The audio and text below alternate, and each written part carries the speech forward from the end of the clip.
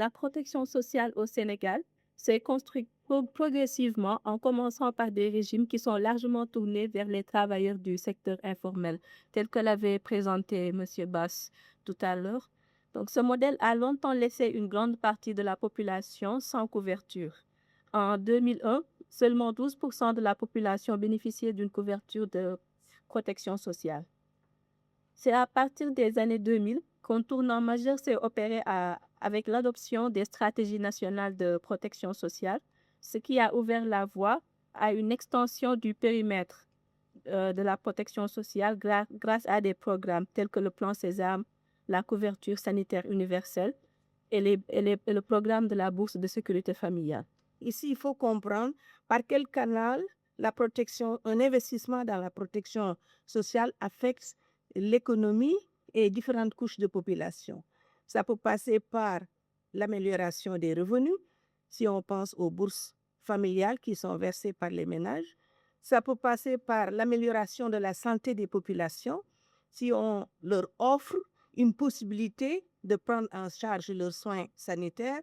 Ça peut passer également par une amélioration de l'espérance de vie et cela contribue directement ou indirectement à une amélioration de la croissance. Est-ce qu'il faut continuer à entretenir la pauvreté ou bien changer de paradigme pour sortir les gens de la pauvreté par une autonomisation financière?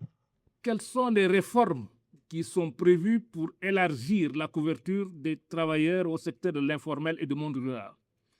Parce qu'on parle beaucoup du formel, des gens qui sont là à Dakar en général, et il y a toute cette frange de la population qui produit, qui est quand même assez nombreuse, même si sa participation au PIB, comme on les calcule maintenant, n'est pas si élevée que ça. Mais enfin, comment aller vers eux en matière de protection sociale, M. Faye?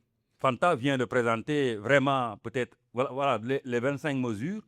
C'est vraiment utiliser de manière intelligente des astuces qui permettent en tout cas à l'État de pouvoir couvrir cette cible du secteur informel en matière d'assurance maladie universelle, mais également travailler sur une loi sur la protection sociale et d'arriver à asseoir au Sénégal un socle de protection sociale également qui touche les travailleurs du secteur informel. Pour être bref, vraiment, c'est ces stratégies-là aujourd'hui que l'État veut développer également pour pouvoir en tout cas couvrir cette cible donc, du secteur informel et du monde rural.